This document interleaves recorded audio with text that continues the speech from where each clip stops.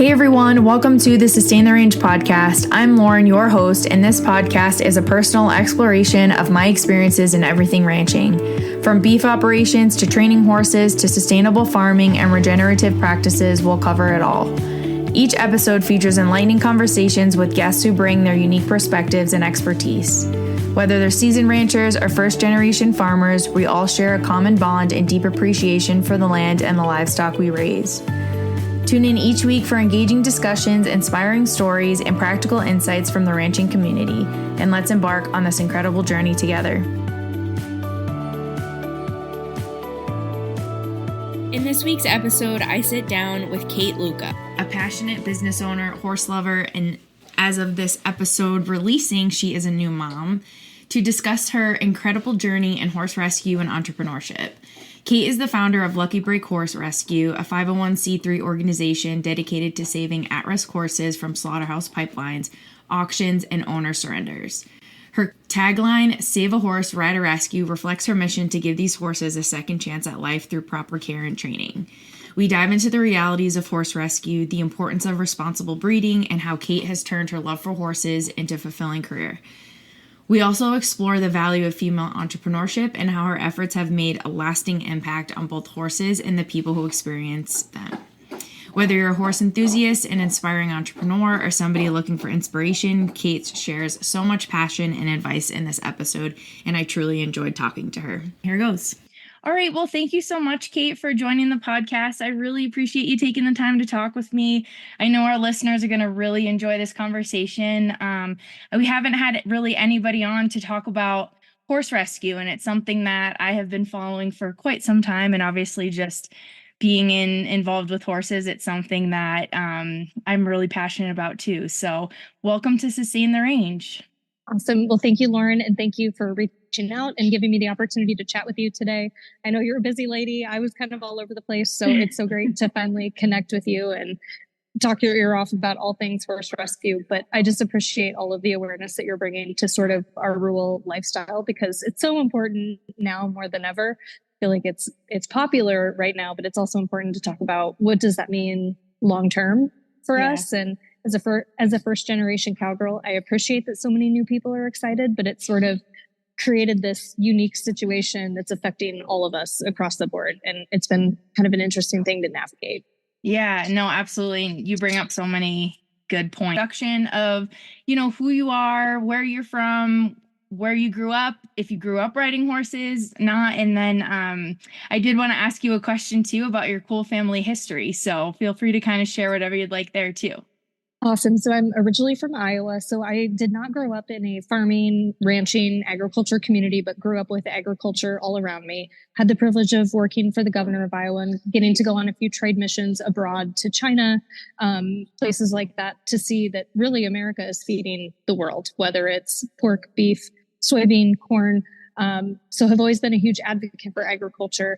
Since I did not grow up in a horse community, as a little girl, I was just drawn to horses. I kind of joke, I think horse girls are just born. Sometimes we're bred, but sometimes we're just born, and it's an anomaly.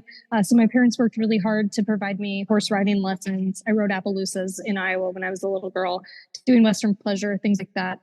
So for me, horses were always this unattainable privilege. My parents worked so hard just to be able to send me to shows or lease horses, or pay someone to haul us to the show, that for me as an adult, it was a little shocking to learn that horses were something other than a luxury for folks. So it's been kind of an interesting, unique journey. I'm proud to be a first generation cowgirl. I've been really lucky to surround myself with people that know 10,000 times more than I do. I always like to be the least knowledgeable person in the room. And I'm just really grateful for this lifestyle, and the rescues have helped me build that, because the first horses I could afford were rescue horses. Yeah, no, that's amazing. And it's really cool, because I really resonate with your story too. I didn't grow up on a ranch or anything. And sometimes I catch myself like asking God, like, why didn't you have me grow up in this? Like, it feels like I should have, and kind of like what you're saying, born a horse girl, maybe kind of always felt like that, and grew up doing lessons like a little bit here and there, but, not the traditional ranching family and everything. But, there's all different kind of perspectives that if you didn't grow up in it, you can bring to it too. So. and you're doing the dang thing now. Yeah. You were working on a working ranch in Missoula, which is so cool. And then for me, actually, how I really dove in beyond my two personal horses I had saved, I purchased a trail ride company in Phoenix, moved to Phoenix, and it was owned by an older couple. And I thought, man, I can really take my marketing small business experience and bring this into the 21st century. And maybe I can save a few horses with the profits that we make from the trail ride business, because Phoenix is so busy with tourists in the winter months. And ultimately, we kept rescuing more and more good horses. And I was able to stop leasing horses and start incorporating the rescue horses. And I was just blown away, because I was a female entrepreneur in a male dominated space, in a seasonal space, turning a profit on the backs of horses that other people had underestimated or thrown away. And not only were we riding them and my wranglers riding them, we were putting guests and dudes on them that had never been on a horse before, which was a real testament to the quality of horses that were being thrown away and ending up at low dollar auctions, free on Facebook, in the kill pen slaughterhouse pipeline, excuse me. So for me, I was like, man, I feel like I'm almost obligated to be their voice now, because they're so misunderstood. I hear in the horse community a lot, well, slaughterhouse horses did something to deserve to be there. And to me, it's the same as dogs in shelters. Usually it's some sort of human situation or circumstance that has put them there, whether it's divorce. When the economy gets bad, we see a lot of good horses dumped in not good situations, because people can't afford to feed their families, let alone their animals. And so for me, it's just been a real privilege to share their story, and talk about the repercussions of legislation that passed to outlaw horse slaughter here in the United States. It actually created these unintended consequences where horses are treated more poorly when they're shipped abroad. There is no oversight. There is no, humane or ethical standards. So it's just, I sort of dove in and unintentionally with both feet, and it's been a wild journey, and I'm just really proud to speak for them. And I often find myself in the gray area, because a lot of my animal rights peers do not align with me politically or philosophically. Maybe they're vegan or a little more progressive. I'm very much a meat eating, passionate rural advocate. I just think there is a space where, in the gray, where we can have some really serious conversations about what's going on. Yeah, no, that's incredible. And I mean, I have been following you for a number of years now. And honestly, what you've done with your horse rescue and Lucky Break has been like extremely, like, just inspirational, because and I think maybe 4 or 5 years ago I started following you, or maybe not that long ago, but at least 4 years ago probably. And I've kind of seen the progression that you've had, and I was following you when you were doing the trail rides and everything, and just to kind of see where you are now and what you've done over the last several years has just been incredible. Thank you. That's so sweet. Yeah, no, it's amazing. But I did want to ask you, so tell us a little bit about your family history and what that means to you. So I always tell people, even though I didn't grow up in a farming rural community, I have been raised by really strong women. My mom is incredible. She's the reason I am who I am. She has a master's degree. She was a teacher, an adjunct professor. She was always doing the things, which is why I think I've always been inclined to do numerous things, be wearing numerous hats. I don't do idle well. But her mom and her mom before her, so my great grandma Stater was actually born in a covered wagon, moving from the East Coast out to the Wisconsin area. And so I just think that there's something in all of us that's a little bit of a pioneering spirit, no matter what our backgrounds are. I've just always been the girl that was like, if someone thinks I can't do something, I'm going to do it and take pictures. And that's sort of how the social media platform started. People said, you can't turn this business around. You can't turn it around by yourself as a woman. And you definitely can't turn it around on the backs of rescue horses. So to your point, I'm just so grateful you've gotten to see the whole journey, because I look back and it doesn't feel like it's been 5 or 6 years, because we're having a hell of a good time doing it. But I'm also like, damn, like, we have saved a lot of horses and proven a lot of people wrong over the last 5 or 6 years. And again, I'm just the mouthpiece. It's the horses that get all the credit, because we're just finding incredible horses, bringing them back to health, maybe doing a little training, but ultimately the credit goes to them. And a lot of these horses, as soon as I'm able to fatten them up, get them some dentist, farrier, and vet work, we were able to put guests on them right away. Or we were able to take them to do photo shoots with some of the biggest Western brands. And that still brings a tear to my eye, because I'm just really proud of them. Yeah, no, and that's, I mean, That is amazing. Could you just give us a little bit about what the horse rescue industry looks like? Just for some people who might know that there are rescues out there, but might not, they have no idea about the slaughter pipeline or anything like that. So if you don't mind just Sure. giving us your perspective there. Sure. So in the, I believe the mid 2000s, it became illegal. So a lot of the animal rights groups made it illegal to slaughter horses here in the United States, which sounded great to them. But what it actually did was drive basic supply and demand. It drove the cost of horse meat abroad up.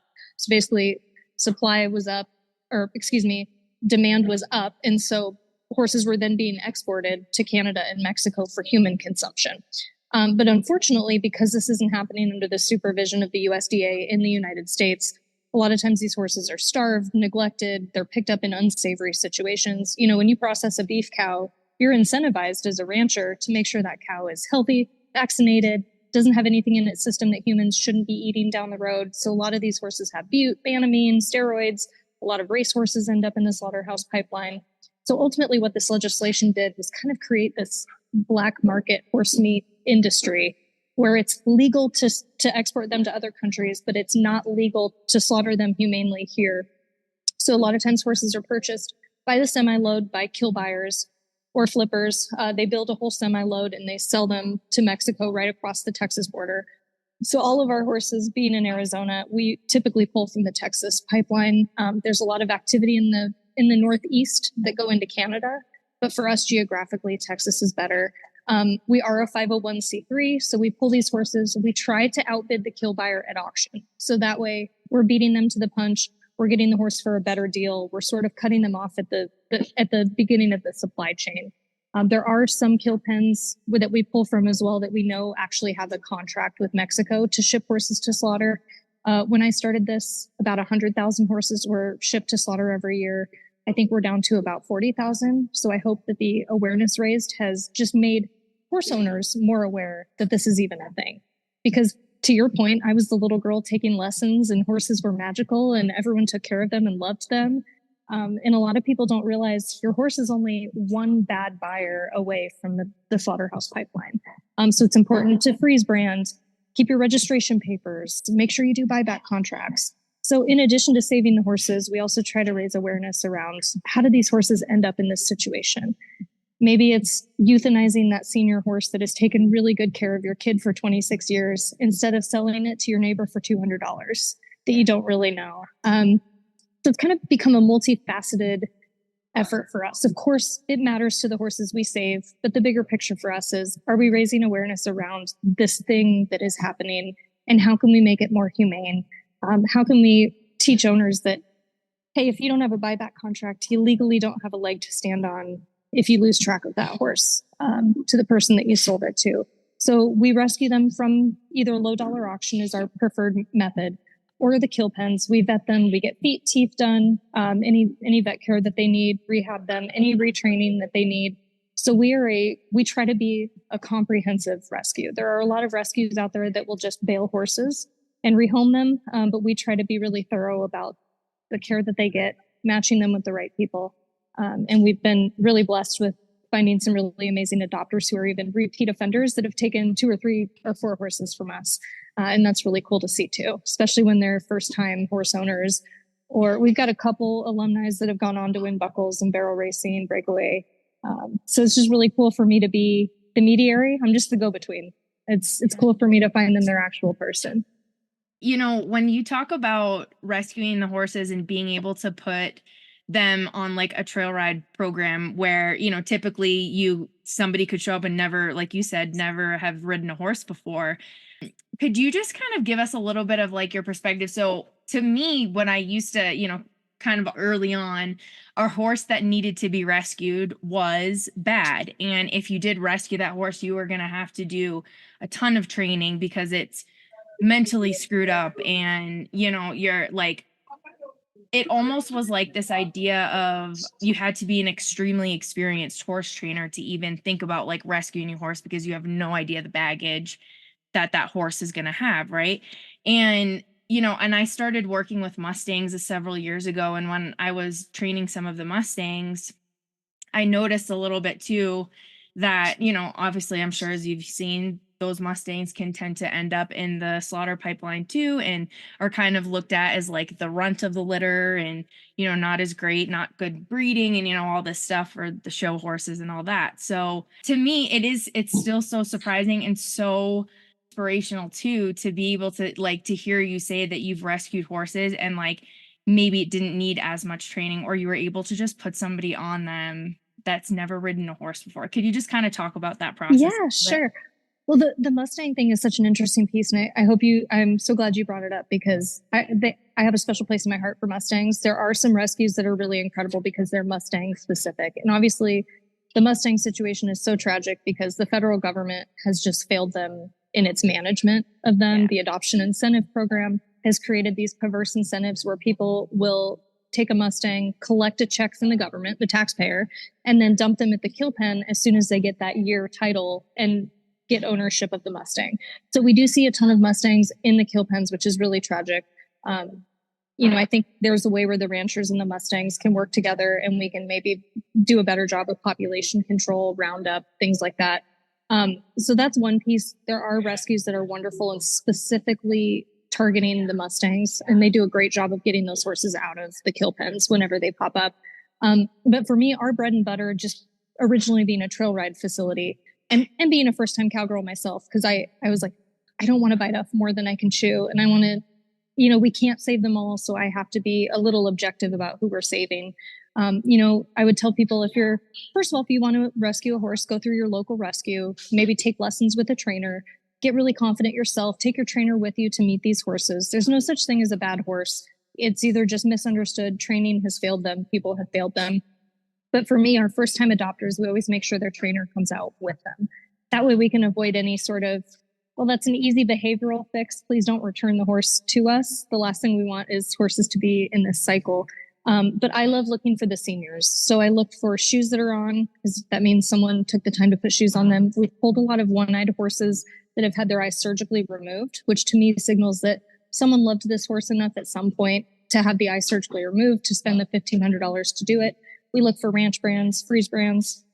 I look for bridle paths cut, because that means, again, someone was riding that horse and they cared enough to cut the mane a little bit to put the bridle on. So those are some of the things I started looking for when I was first rescuing, just to know, okay, this probably isn't going to be a bronc or a maverick that's going to kill me. I would say in over 550 horses saved, we've had probably 2 that were real problem children. But for the most part, and one of them had been a bronc for 20 some years. And there just wasn't any amount of training. But then again, we've rescued 3 draft crosses that were bronc rejects that had no interest in bucking, and actually bucked less than a quarter horse colt that we saved. So I think I would just tell people, when you're first starting, go through a rescue, go through a trainer or a lesson provider that you trust. And, maybe get something that's been there, done that. I see a lot of people on all of the horse forums, specifically in Arizona, excited to get into the horse community and looking for something outrageous. And I always tell people, that's a wish list for Santa. So let's put that over here. And then let's talk about what's really important. Your safety is really important. A little maintenance is okay. A horse that you can learn on, and like that, a bay horse is more important than you getting that Appaloosa that you really want for your first horse. So we've sold a lot of sorrels and bays that aren't very flashy, but have just been really good horses that other people have overlooked. Yeah. Incredible. Just to like repeat that 2 out of the 500 plus horses that you've saved have been the problem child. I mean, I would have never thought that, And what's crazy is the one, he was a senior, he was an ex-bronc. We ended up having to euthanize him because he got West Nile. And the other was not a bronc reject. All he wanted to do was buck. We had him adjusted with the chiropractor, vet checks, looked for kissing spine, sent him to a trainer. All he wanted to do is buck. And now he is a bronc. And he's loved by the stock contractor that his name is Keystone. So it's like, sometimes awesome. We just have to figure out what it is they love to do and make sure we find the right spot for them to go. Yes. But yeah, I would say those averages are pretty good. And I've actually seen more horror stories from non-rescues, at least in the areas.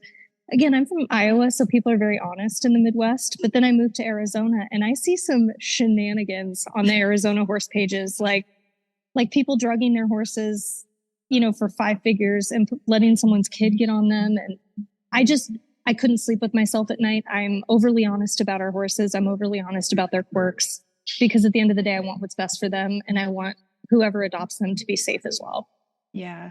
Yeah. And I mean, and just even to go to back to your point of like needing to find that horse, what he like thrives in, it's the same thing when you're buying a horse, and you're yourself looking for like, what are you looking for? Are you looking for a barrel horse, or you're looking for like a pretty chill trail horse, and kind of knowing that as the owner and what responsibility you're taking. Cause I feel like when we were training the Mustangs, it was really, really important to make sure that that owner knew exactly what they were stepping into. And I felt like a lot of people that were trying to adopt the Mustangs just had a different idea. It's cheap. So, like, when it's cheap, and sometimes you don't really put a value on it because you got it for cheap. So, maybe could be a throwaway at the end of the day, which is, so sad. But, like, even just the Mustangs, the time that it's going to take to train that Mustang from the wild is a lot. And just kind of setting people up, which it sounds like you guys are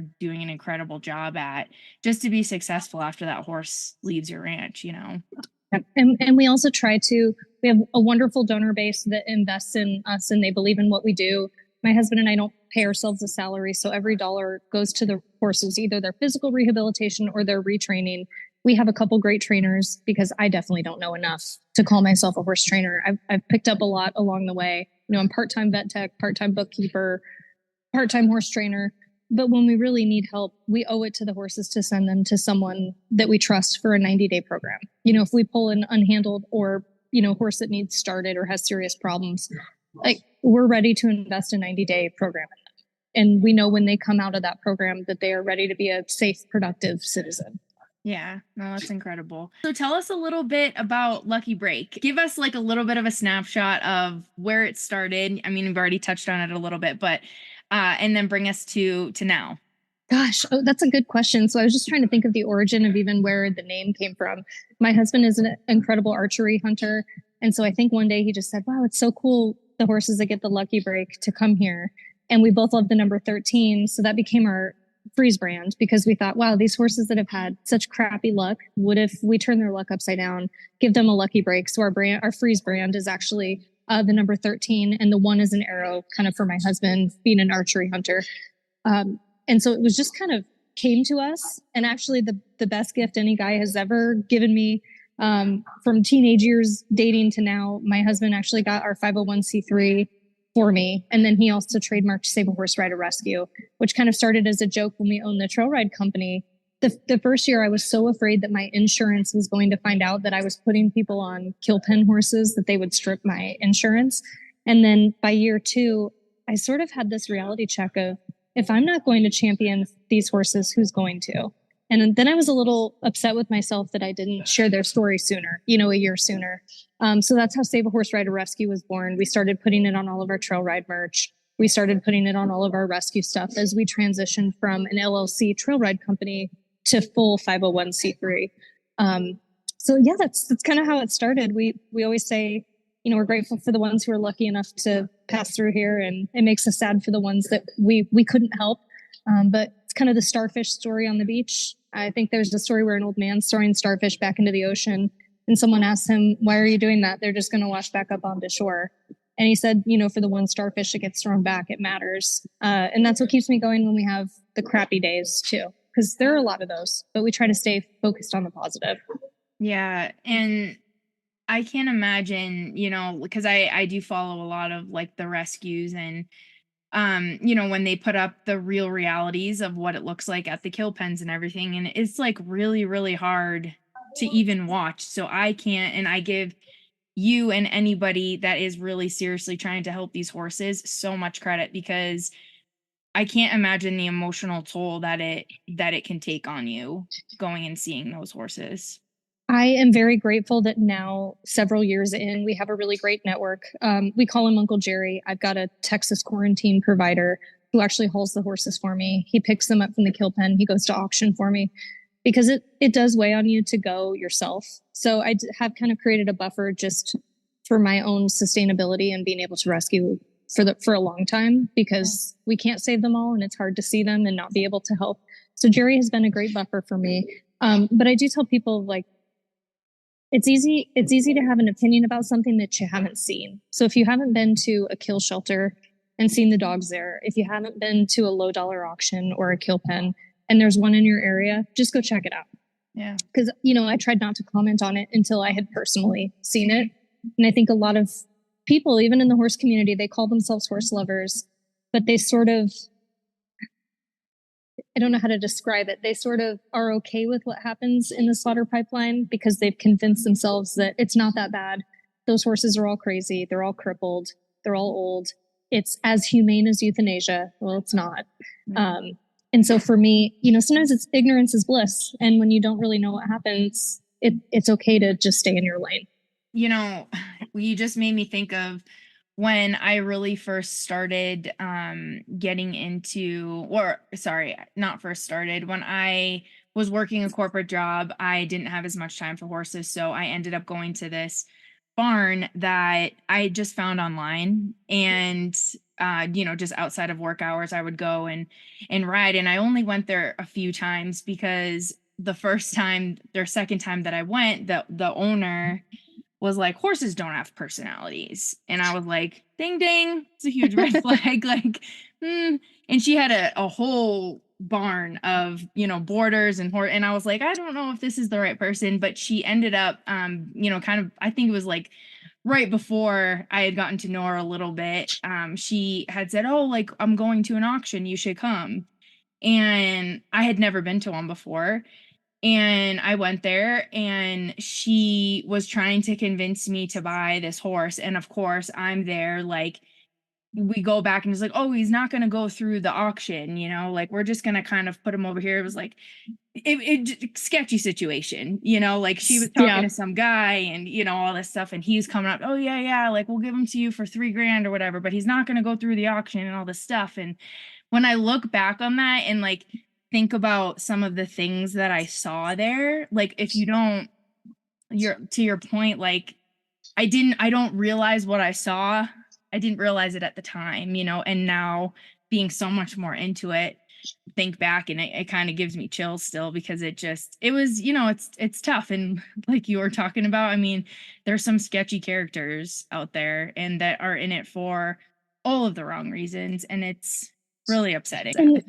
And I think, to me, you and I talked about the gray area. I love animals. I'm not a vegan or a vegetarian by any means, but I do expect animals to be treated that have served people with a certain amount of respect. And unfortunately, the environment that we've created with these kill buyers, they don't even have to follow the same rules as my friends who are ranchers or my friends who process sheep or goats. They're not following any of these rules. And so it's sort of brought the most unsavory of characters a lot of money because they're operating in the periphery. They're not actually operating like a legal or American-based meat production organization would be doing. Right. And so you're right. It's people that are dishonest. They're picking up horses, preying on people's feelings. My horse is free because my wife has cancer. Well, who do you think's picking that horse up? The guy that's already the flipper that's already got the trailer hooked up to his truck and can be there in 10 minutes and goes around all of Texas doing that. And it's really unfortunate because a lot of times we've tracked horses. There's a great group on Facebook that's just horse brands. We've tracked several horses through Freeze Brands, and their former owners had no idea where they had ended up. No idea. Papers had been lost along the way, and they're just so grateful. We've either gotten them back to them or they've sponsored getting them to another nonprofit. So it really is just a totally unregulated, Wild West in a bad way industry. And it's the horses that suffer. And it's former owners that suffer too.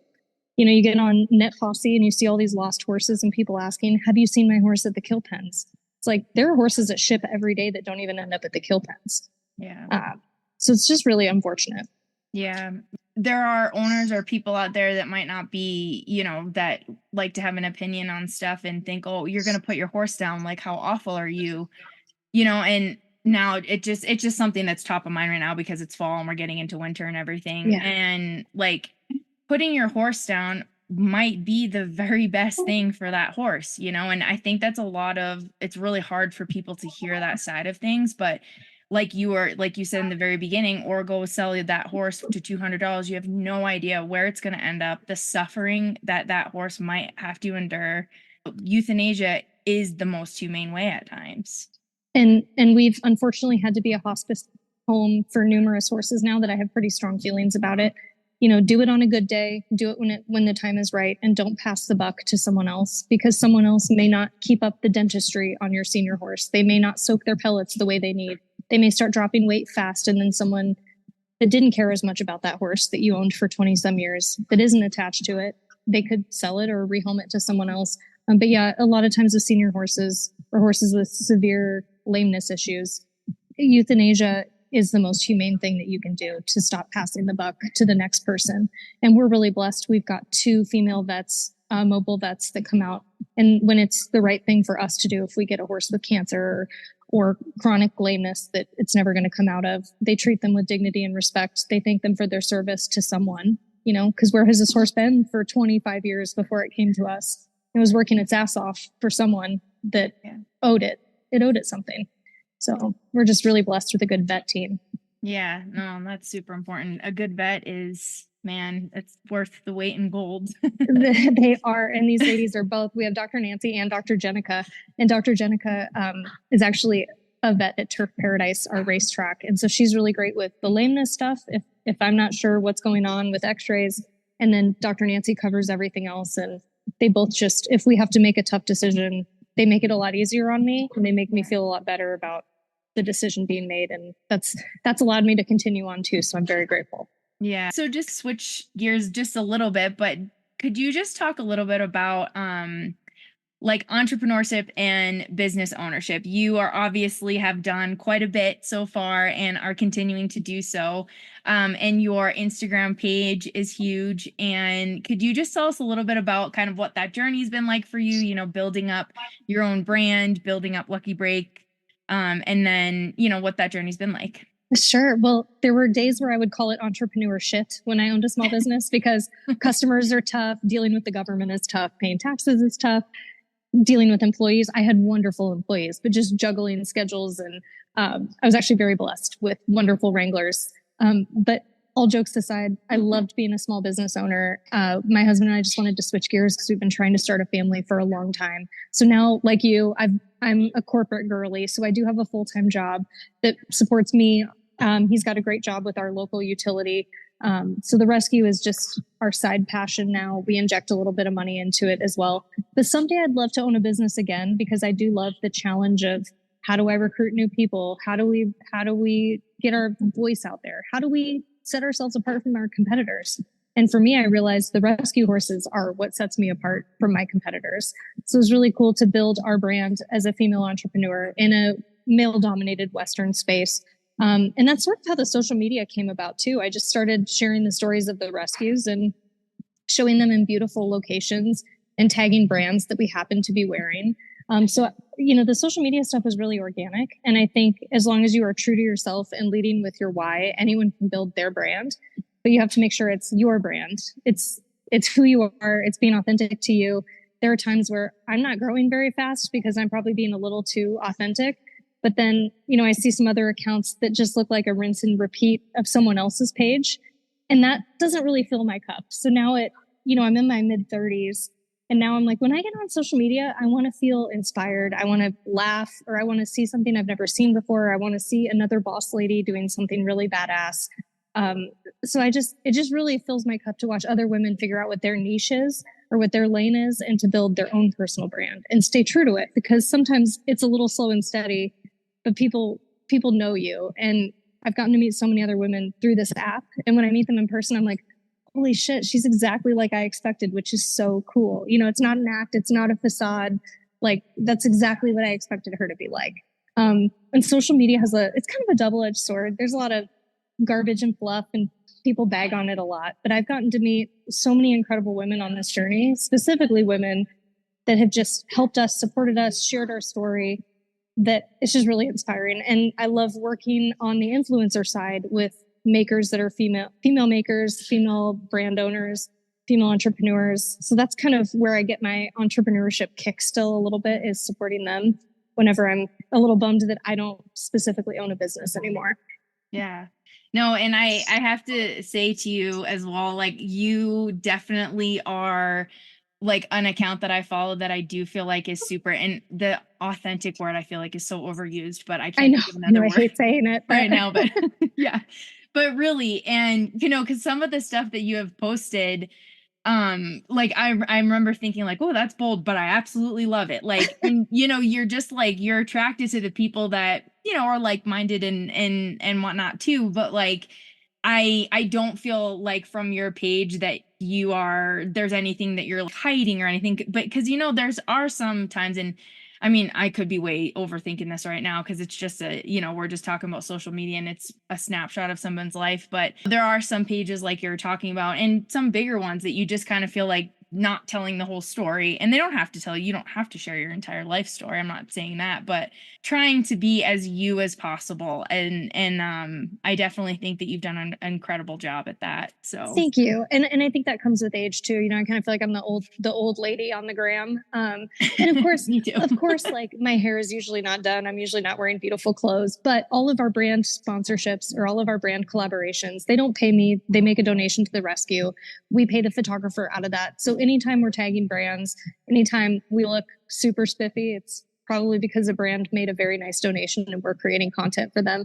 So I am able to kind of reconcile with that a little bit because the ends justify the means and they're supporting the rescue. But yeah, I love, I just love seeing it be a platform for women who can be boldly who they are. And I think in that respect, social media has been really, wonderful, especially for our industry.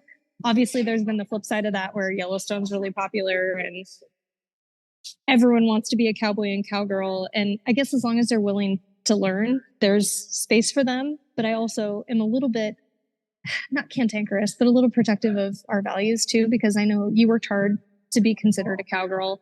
I worked really hard. I put the time in, the blood, sweat, and tears. And so I don't want that to be taken for granted either. Yeah, no, I feel like that's a huge topic right now. And I've had a lot of conversations with different people from, you know, ranchers to people who are first generation to people who aren't even in this industry at all. And just hearing people's thoughts and opinions on things. And, you know, like I was talking to somebody the other day and they are like a fifth or sixth generation rancher. And I said, you know, how do you feel about all of this stuff, you know, it being like really cool right now to be cowboy, cowgirl. And, you know, she said, I think it's great. However, and like, and her perspective was that because it's cool right now, there are a lot of, you know, people with a lot of money who can just go out and buy a multi-million-dollar ranch and but don't necessarily want to live this lifestyle. And you know, for me and obviously for you too, as you've shared, like agriculture is super, I'm just so passionate about it, protecting it, because there are so many things working against us. There are is an attack on cows are killing the planet, and ranchers and farmers are terrible people, and you know, all of the industry with, you know, the big four packers, and I mean, and then in the horse industry too, you know, there's a lot of stuff there that is extremely challenging and everything, and there's the activist side of things that seems to just be getting so crazy out of control that sometimes I look at stuff and I'm like, what, this doesn't even like sound, I know. you know, it's like it's mind-blowing that some people emotionally could feel. And I was, and not to cut you off, but I was talking to a woman who works with Mustangs the other day, and we were talking about a situation where an activist had gone to a holding facility for the Mustangs and lit all the hay on fire because they don't think that the government should be rounding up horses. And it was like, so how is that helping the horses again? You know, like, I don't know. It's so hard. And we deal with it on the slaughter side too, where, you know, these activists will film stuff and they'll turn it into the powers that be. And then what actually happens is, you know, what the kill buyers are doing and shipping is legal. So they're not actually doing anything illegal. They're not responsible for the condition that these horses come in most of the time. And all it's doing is shutting the kill pens down or stopping the kill pens from selling the horses to the public. You know, they're not going to post them online anymore. They're just going to put them in a semi truck and send them to Mexico if people continue to film them and, you know, trash them. So yeah, it's tough when people have good intentions, but then it backfires and actually makes the battle a little bit harder. But you're right. It's hard to sit quietly, you know, going back to the social media stuff when you see countries that are not our allies purchasing up large amounts of agriculture land and farmland all across the United States. That's hard for me to sit quietly on. It's hard for me to live in Phoenix and have it be almost unaffordable for people here to keep their horses, because we've had such an influx of folks from California, Washington, Oregon, which I understand. I'd want to leave that climate too if it was hard for my family. But it's been really hard to watch people even keep their horses here fed because of the economy. Or they can't buy horse property for under $1 million, which is just insane when their wages haven't increased in the last 3 or 4 years. So that's the other piece. We see a lot of what day-to-day Americans are struggling with in the horse slaughter industry. When I first started, there were a lot fewer diamonds in the rough, I would say, because the economy was good. I had to look a little harder, check multiple pins, check multiple auctions. And now I could probably go with my 6-horse trailer and load up 6 broke horses from every kill pen or auction house every single day of the week. Wow. And that's because when you can't feed your family or times are tough, the horses or your animals are the first thing to go. Yeah. And I mean, it's tough, and like, it's hard when it's a lot easier to say what you're going to do in a situation when you're not already in it. But, when you are thinking about purchasing a horse, you don't have to keep them, like, what am I trying to say here? So, like, not that you have to, when you purchase a horse, that if it's not working out, that you absolutely have to keep him and try to force a peg through a round hole type of thing, or this horse is really just not a good fit, then of course, like, you want to put that horse where he's gonna or she's gonna thrive. Same with you. Absolutely. And we try to do the same. We let people know, of course, we want you to adopt from us. We do our best to match you with the right horse, but we also stand behind our horses. So I want first right of refusal to buy back. If you're reselling that horse because you put a ton of time and energy into it for $8,000 and you adopted it from us for $1,000, I know that horse isn't ending up in a bad spot. So it's kind of situational for us, but we do always take the horse back. We offer a full refund of your donation amount, which is obviously a tax deductible donation as well. But I always tell people too, even if you don't pick our horse, make sure you have the person that you're buying the horse from get on the horse before you to make sure that it's not going to do anything crazy. Make sure the bottom lip isn't droopy, like it's been drugged up. Have your trainer go with you, and then make sure that person will take that horse back within a certain amount of time. Do your pre-purchase exams to make sure there's no underlying lameness issues. We intentionally do not have our horses on bute or any Previcox, any maintenance when they're available for adoption, because we want the adopter to see exactly what they're like, how sound they are with no maintenance whatsoever. And then we always recommend, this is what our vet would recommend putting them on now that you've seen how they move. But I just think honesty is the best policy for the person and the horse. And you're right. Sometimes they're just not a good fit. My Appaloosa, my heart horse is an Appaloosa. He's kind of an asshole. He's not for everyone. I'm not for everyone. We get along really well, but I could kind of see how he got bounced around a little bit before he got to me. But yeah, ultimately it's about protecting yourself and the horse too. Yeah. No, thank you for sharing all that. I appreciate that. Yeah. So, okay. What advice would you give to women specifically that are looking to either get into the horse industry or maybe they want to start their own business? You've done, like we've talked about, a number of different things. So anybody that, is really interested in any of those things, what advice would you give them? I think a good catch-all for both. Well, I'm just a big leap in the net will appear person. I'm fortunate to come from a family that really believed in me. And I know that that's not the case for everyone. So I always try to tell other girls, even if that wasn't instilled in you as a little girl, like, just know and believe in yourself enough to know that failure isn't an option. For me, it's always been, I've got to figure it out. The first year of business, there were times where I was like, I got to go back to my job just to make sure I can float the trail ride company, but it's always worked out. So I think for both the horse world and starting a small business, or if there's overlap, find a mentor. One of my wranglers, when I first opened the trail ride business, he worked for one of the best vets in the Phoenix Valley. I learned more about horse healthcare from him than I could have learned from any conference, webinar, book. So just surround yourself with mentors. One of our donors actually was a very successful business owner. She just sold this year. I've learned a lot from her on the business side as well. So I think just surrounding yourself with people that know more about you, but also believe in you and want you to succeed is probably the best thing. I've seen a lot of accidents with first-time horse riders who are so excited and so passionate, which I get, but they get a little overzealous, or they buy the horse right away instead of taking lessons, leasing a horse, going to a riding facility and having supervised lessons. Just be humble. You'll learn really fast, but just don't put the cart before the horse, because it doesn't end well for anyone. Same with business. Make sure you've got your I's dotted and your T's crossed. Make sure you've got your LLC. Make sure you've got your trademark. Do all the really boring legal stuff on the backside to protect yourself for when you're really successful. For me, it was like, man, I'm building this business. I'm grinding it out. I'm not making any money. But I also took the time to make sure I was laying the foundation for when my business was successful, to not have to go back and retroactively do those things. So that was a lot of word vomit.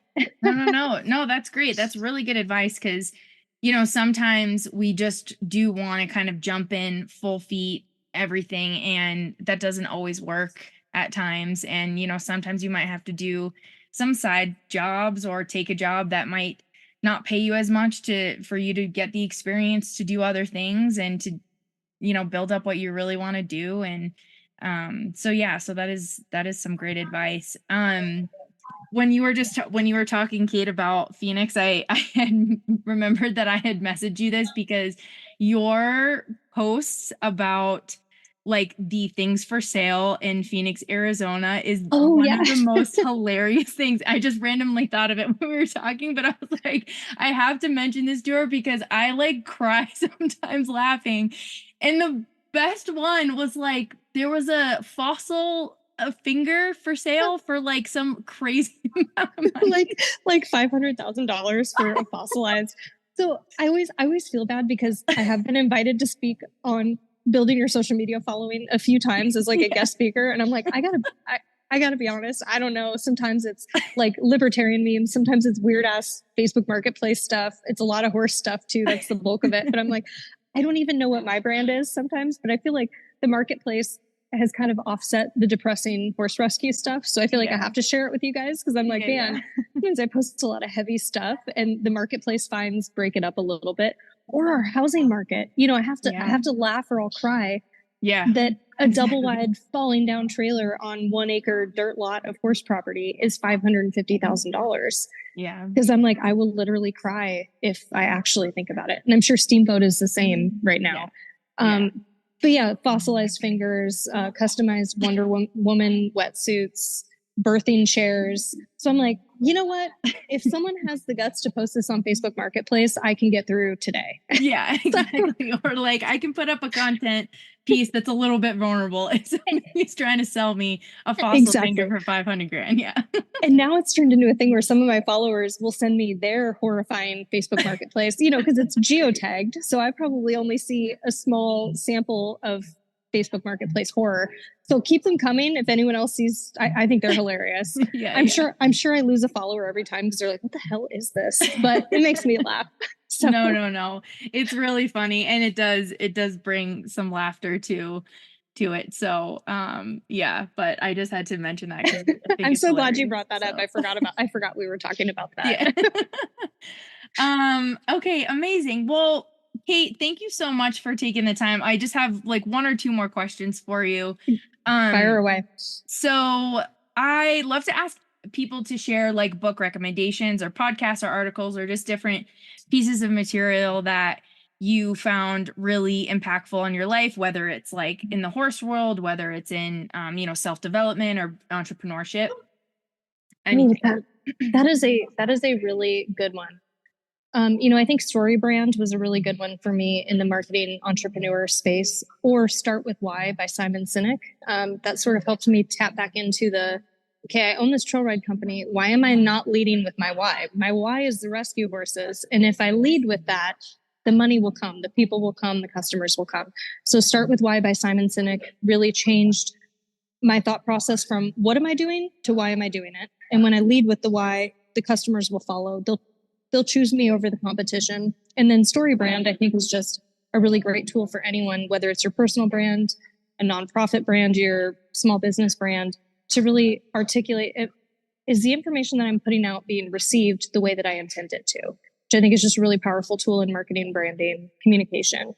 So those would be the two, I think, kind of professional development books. I love the book. I know you're a Mustang girl. I love the book Wild Horses. I think it just taps into the American Mustang has a lot in common with us as a civilization, and it kind of embodies who we are as people. And I've had a couple rescue Mustangs. I didn't break them or get them as wildlings, but I do have immense amounts of respect for them. And I hope that at some point people are able to come to the table and figure out a way that's sustainable to keep them wild and free, that's not pitting the ranchers versus the animal rights people. I think the real villain there, per usual, is the federal government, and it's just failed them in their management. So I think you'd love it too. I can't remember the author's name, but it's just Wild Horses. It's just a really beautiful history of the Mustang. Yeah, thank you. And I'll put all of that in the show notes. And awesome. Yeah, I appreciate you bringing that about all the Mustangs too. That's like a whole other 3-hour podcast we could go down. But yeah, there's definitely some major challenges, and there's no like I think people that are kind of in it or not in it just want this like one quick fix, and there isn't one, because there are so many things, just like the horse rescue business, the animal rights people don't realize herd dynamic in horses, and you can't just geld all these stallions and turn them back out. It's not simple to spay a mare. Right. So yeah, and there are so many great groups out there that are doing good work. I feel like in the Mustang space, I'm better as a cheerleader for those folks, just because that's their bread and butter. But even our prison here in Florence, they take Mustangs, the prisoners train them and adopt them out at the end of every year. And it's like, there's got to be a cool way that we can replicate stuff like that all over the country and have a win-win situation for everybody. That's my other pipe dream. No, I know. Same here. And just to find a home for a horse that, it's not going to end up somewhere bad after, a few months okay. So 2 last questions. One that I just thought of that I really want to hear your answer on is, what is the most rewarding part of being in the horse rescue? And whether it's like a story that you've had over the years, or even just like currently, what's the most rewarding part of it? I think when I rescued Zane, my first rescue, the Appaloosa, he looked like the Appaloosa that I rode as a little girl. And now, looking back on the 8 years that we've had together and the horses that have been saved because of him, because if he had been a total turd, I don't know that I would have gone on this journey. I'm just grateful every time I look at him. We built a 6-figure business together. My other favorite rescue story, we rescued an unhandled filly who had been bred as a yearling. We named her Luna. Obviously, the baby did not survive. She had a complete prolapse of her female organs, almost died herself. Our vet, Dr. Kleppy, he's since passed, but our first vet was wonderful. He capped my bill because he knew that I had no idea what I was doing. I just saved this horse and was in over my head with a $2,000 vet bill for a horse I couldn't even put a halter on. But anyway, we did a full reconstructive surgery on her, adopted her out, and she just won her first, breakaway. I'm not a breakaway rider, but she won her first belt buckle through breakaway, and she's amazing. So I think for me, getting to see our horses go on, because I saw something in them and no one else did at the time, and then for that to manifest itself and have them find their person and go on and do really great things and beat really expensive horses doing it, just brings me a lot of pride and joy.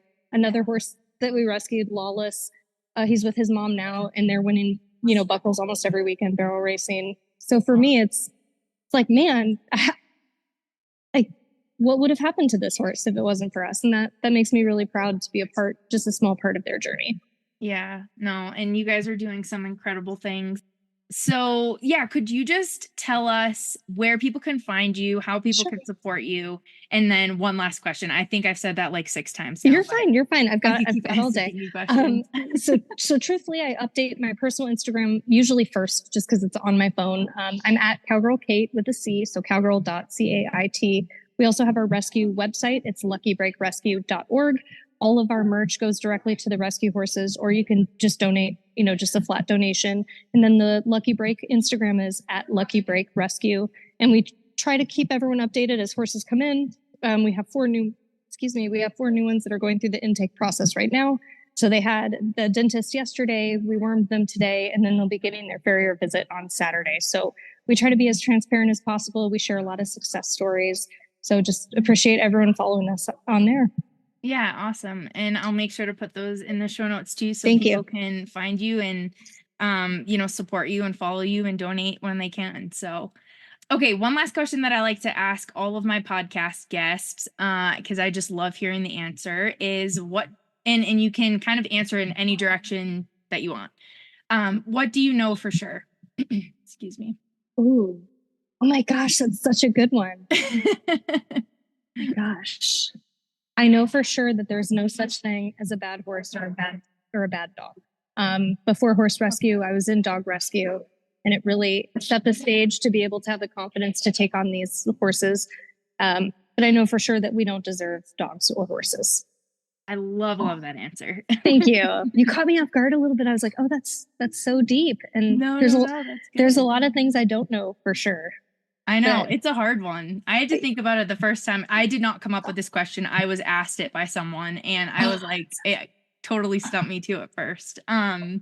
Cool. Well, thank you, Cait. Is there Lauren. anything else that you want to share with us, or what's kind of like what you guys are working on now with you and your husband, or the business, or anything like that? Gosh, no. Our son is due in January, so I'm gonna put it on record. Thank you. I keep saying I'm not going to let it slow me down. So I was like, I have to put it on record with Lauren that we're going to keep rescuing, keep doing all the things. Yeah. May have to take a month or two break. But I'm just really excited for our son to grow up and hopefully be a really handy traditional cowboy, but also value animals a lot. So that's kind of my future goal. And then when he's a little older, we'd love to take the horse rescue and add a human component. So we'd love to figure out our next step. Is it a therapy program? Is it outreach? How can we help the horses to help people? So that's kind of on our 5-year plan. What does that look like when he gets a little bit older? Well, that's incredible. Thank you. And I'm sure that you will do all of those things because you are quite the doer. So, well, likewise, it takes one to know one. So, and when you were rescheduling too, I was like, oh, thank God, a girl after my own heart. Like, yeah, exactly. I can tell you're wearing 5 hats. I'm wearing 5 hats. But I just appreciate the opportunity to finally connect and chat with you. And I just appreciate it so much. No, and thank you for taking the time out of your busy schedule. And just to reiterate again, thank you so much for everything that you're doing for horses. It is truly amazing, truly incredible. And all of us are so appreciative. So thank you. Well, thanks for being on the ride with us. Of course. We'll talk soon. Bye, Lauren.